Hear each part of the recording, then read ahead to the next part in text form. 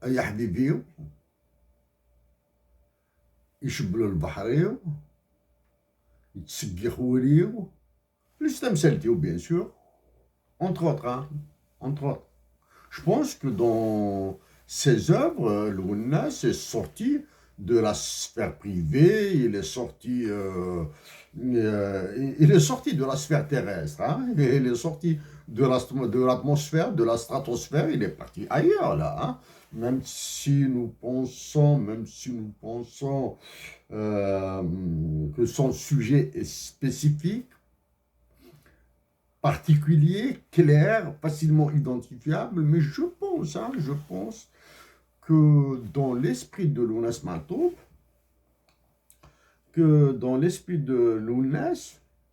quel plaisir de dire Lounas, que dans l'esprit de Lounas, c'est plus ce que faisait Nietzsche en philosophie, hein, c'est-à-dire même si Nietzsche parlait de sa mère, parlait de sa sœur, etc. Mais il allait au-delà du lien parental, hein, au-delà du lien de sang qui le liait à sa sœur et à sa mère. Hein. Quand Nietzsche parle de Lou Andrea Salomé, la femme qu'il a aimée, qui a été aimée par beaucoup d'autres, je pense qu'il allait au-delà de cet amour. Voilà, donc, là, voici, j'espère que vous allez entendre un peu.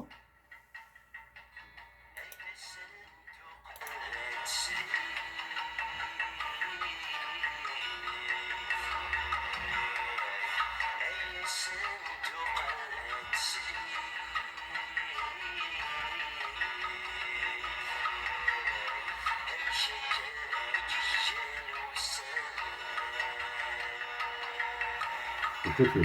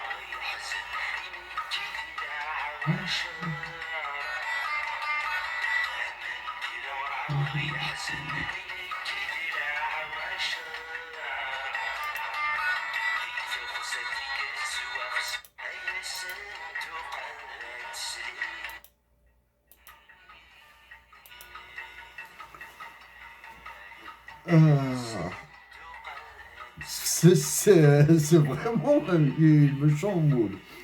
Je vais laisser Lounas en sourdine. Je vais essayer de vous parler de ça, très simple, hein, de la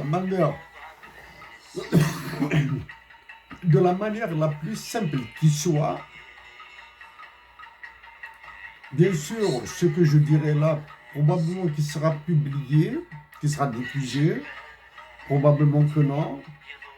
S'il doit être diffusé, il sera diffusé vers le 10. Nous sommes le 7 février, il sera diffusé vers le 10. Pourquoi? Parce que j'espère lire quelque chose sur l'APS, hein, sur l'Agence officielle d'information concernant ce rapport, hein, parce que il y a des passages très durs. Il y a des passages très, très, très durs. Ensuite,